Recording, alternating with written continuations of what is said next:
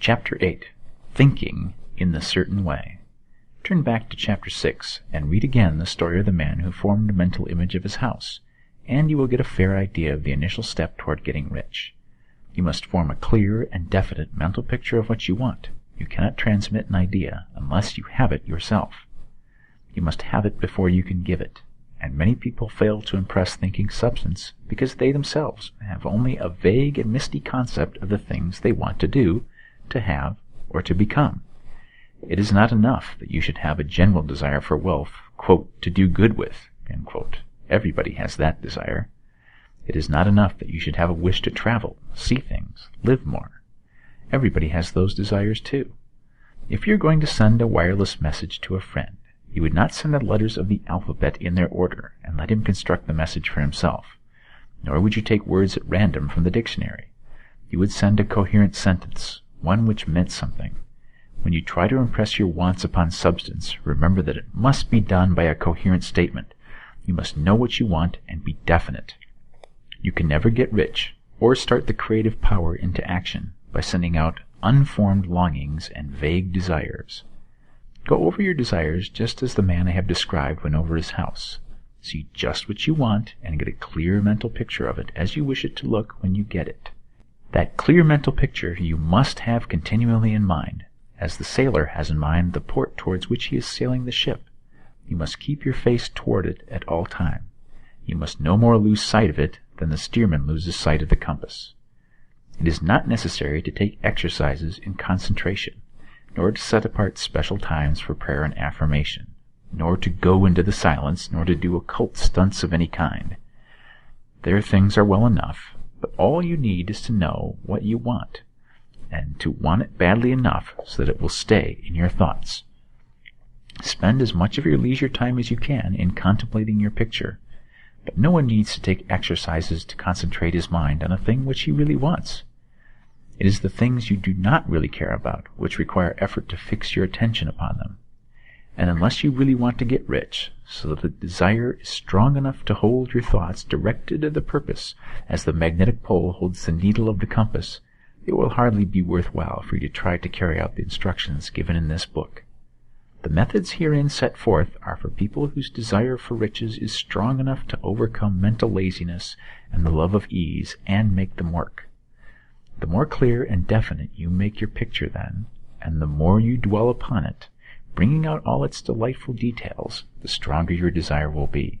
And the stronger your desire, the easier it will be to hold your mind fixed upon the picture of what you want. Something more is necessary, however, than merely to see the picture clearly. If that is all you do, you are only a dreamer, and will have little or no power for accomplishment. Behind your clear vision must be the purpose to realize it, to bring it out into tangible expression. And behind this purpose must be an invincible and unwavering faith that the thing is already yours, that it is at hand, and you have only to take possession of it. Live in the new house mentally, until it takes form around you physically. In the mental realm, enter at once into full enjoyment of the things you want. Whatsoever things ye ask for when ye pray, believe that ye receive them, and ye shall have them, said Jesus. See the things you want as if they were actually around you all the time. See yourself as owning and using them. Make use of them in imagination just as you will use them when they are your tangible possessions. Dwell upon your mental picture until it is clear and distinct, and then take the mental attitude of ownership towards everything in that picture. Take possession of it in mind, in the full faith that it is actually yours. Hold to this mental ownership. Do not waver for an instant in the faith that it is real.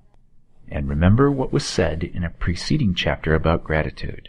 Be as thankful for it all the time as you expect to be when it has taken form. The man who can sincerely thank God for the things which as yet he owns only in imagination has real faith. He will get rich. He will cause the creation of whatsoever he wants. You do not need to pray repeatedly for things you want. It is not necessary to tell God about it every day. Use not vain repetitions, as the heathen do, said Jesus to his pupils, for your Father knoweth that ye have needs of these things before ye ask him. Your part is to intelligently formulate your desire for the things which make for a larger life. and to get these desires arranged in a coherent whole, and then to impress this whole desire upon the formless substance which has the power and the will to bring you what you want.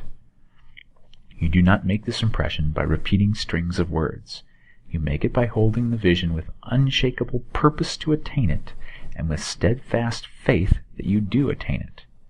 The answer to prayer is not according to your faith while you are talking, but according to your faith while you are working. You cannot impress the mind of God by having a special Sabbath day set apart to tell him what you want, and forgetting him during the rest of the week. You cannot impress him by having special hours to go into your closet and pray, if you then dismiss the matter from your mind until the hour of prayer comes again. Oral prayer is well enough, and has its effect, especially upon you, in clarifying your vision and strengthening your faith. But it is not your oral petitions which get you what you want. In order to get rich, you do not need a sweet hour of prayer. You need to pray without ceasing. And by prayer I mean holding steadily to your vision, with the purpose to cause its creation into solid form, and the faith that you are doing so. Believe that you receive them. The whole matter turns on receiving. Once you have clearly formed your vision, when you have formed it, it is well to make an oral statement, addressing the Supreme in reverent prayer. And from that moment you must, in mind, receive what you ask for. Live in the new house. Wear the fine clothes.